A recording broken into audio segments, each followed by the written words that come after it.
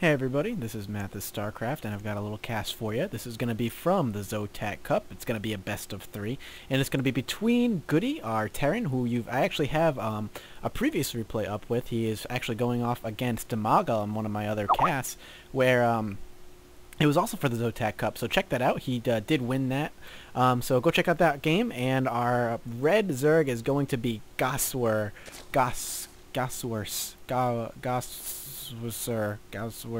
Alright, this is Red Zerg.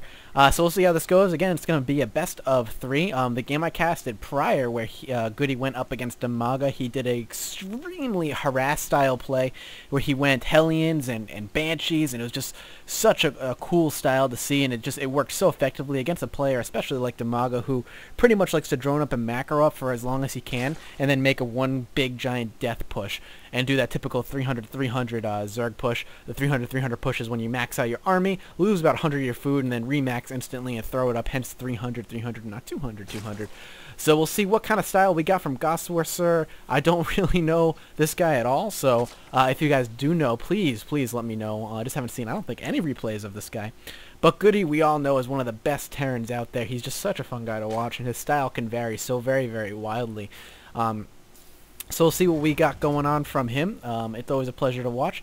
Just a few public announcements, guys. At the time of this recording, which it should be up by tomorrow, there's 1 day left before you can enter the contest to win a coaching lesson with Spanishiwa. So go check out that video. I will throw up the link as I always do. Also subscribe, and I will be getting up a few videos for the Indie Corner. I did plan on getting up the rest of Project Zomboid, but I haven't gotten it up. It is recorded. I just haven't had time with work and everything. And I've got a nice another little game I would definitely want to get up there for Indie Corner. It's not as obscure as Project Zomboid. It's actually pretty well known, but it's such a good game, and I want to get up there. No, it's not Minecraft. If I ever do Minecraft, trust me, you'll know, and I won't hide it from you. This game is a ton of fun, and I'll think about telling you what it is now, or maybe later. So we do have a tech lab dropping right out for GoOdy, and it looks like he's going to be doing some very early Reaper harass, which could be extraordinarily devastating against a Zerg who is going hatch first, like Goswser is. He can pick off drones pretty easily, as his spawning pool is not even up. By the time he gets his Zerglings out, the Reaper should be in here, and they can pick off a few drones, bounce back and forth, jumping up and down cliffs. Now, his main is a bit better for the Reaper harass, as he does have this little lip where the Reapers can just jump up and down and just be so obnoxious. So we'll see if he decides to take advantage of that. The Reaper is out, but it looks like it's stuck. That's not good. GoOdy needs to see that. I'm curious how long that's been there. His other Reaper's already halfway done. This thing should already be pretty much bouncing up in the base, and it looks like he's dropping some bunkers right on the cliff side, so he's looking like he wants to potentially stop this natural as long as he can. But Goswser already has, I'm just calling Goss, already has his Zerglings out now, so this Reaper may not be as effective if he wants. He's going to get one drone kill right there. And now he's going to drive up the rest of these drones, but he does have Zerglings. He's going to lose a couple Zerglings before he pulls him back, but still kind of trying to delay this as long as he can. These bunkers are not going to be in the range of this hatchery, but they will be in the range of these minerals, which is essentially rendering this hatchery all but useless, just there for the extra larva, which again isn't too bad, but it is delaying him pretty far. What I do like, what I see from Goss going on, is that he does have Zergling speed and Zerglings coming up, but all the while he's continuing to macro up. He is going to have his drones popping over here. He is actually going to individually rally them back to the main. So not forgetting to macro, going to continue his macro game all the while these barracks, these bunkers are going to prevent him. So nice little pick off of that SCV. It was injured and didn't allow him to stop. These Reapers are going to be a huge pain in the ass, going to continue to harass, bouncing back and forth. We do have a factory going up, and it doesn't look like he's deciding to expand right now. His GoOdy's minerals are kind of getting a little out of control. Kind of looks like he's worrying a little too much about this this harass and not too much about his main. He needs to, he's got the minerals to expand. Expanding behind this may be good. He does have Marines popping out, and I like the response from Goss is now he's going to grab a Roach Warren. He's going to stop his drone production here at about the 18 mark. He's going to pretty much transition over to one base Roach strategy. Going to continue to have all 3 harvesters on the gas to make sure he does it, and just kind of banking up his gas and his minerals. You should see stop being spent approximately right about now. So that way, when they do pop, and his Overlord does pop. He's going to have the minerals to pump out as many roaches as he needs and can pretty much shut this down. Has not picked off the Queen, has yet to really do any damage outside of just doing a few little bit picking off. And it does look like he did lose a Reaper to potentially these Zerglings here.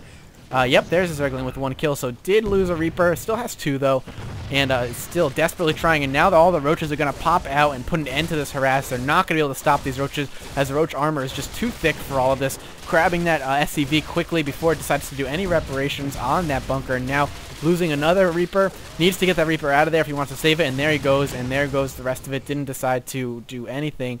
And now at this point, he is just barely finishing up his command center. Which he is a little bit behind. He only is working off 1 barracks, which is going for Blue Flame Hellion upgrade and popping out a siege tank, and that's it. That's all he has. All the while he was doing that, he was pretty much just focusing on the micro. This could be a huge misstep for GoOdy, as he may find himself behind if he's not able to catch up. Now that he is now that Goss is all pretty much all said and done, he can make a push with these roaches, do a little bit of damage, and actually continue to drone up like crazy. As you can see, he doing that macro behind, and all the while he was being harassed, has allowed him to surpass him in drones. And now Goss, pretty much, that harassment from those Reapers have pretty much done nothing. He is ahead of GoOdy and able to grab all his gas that he needs now, going right to layer tech pretty much on time. And it looks like if he wants to grab his 3rd, he'll be able to do that right when he needs to. So good transfer. A little bit of a misstep by GoOdy, as his minerals did get stockpiled a bit. He could be a bit further ahead, especially if he kept building out those SCVs, but decided to heavily invest on that Reaper harass and really just try to play the micro game, and it kind of came back and bit him a little bit and caused him a little bit of trouble. I'm now going to take a sip of my iced tea because my throat is getting a little dry, as I did talk all night working my waitering job. So we'll see what happens. Roach speed is going down. Just going to work off of, currently I believe he's working off 3 gases. He doesn't really see a need to do that. If you grab another gas, it's essentially 4 drones down the drain, 1 for the building, 3 down, 3 to grab gas in, especially since he's really just going a heavy roach build. He doesn't need to worry about it. And what is this on the production tab? A Nidus network. Ooh, that's actually quite tricksy of our friend Goss. That is actually really cool.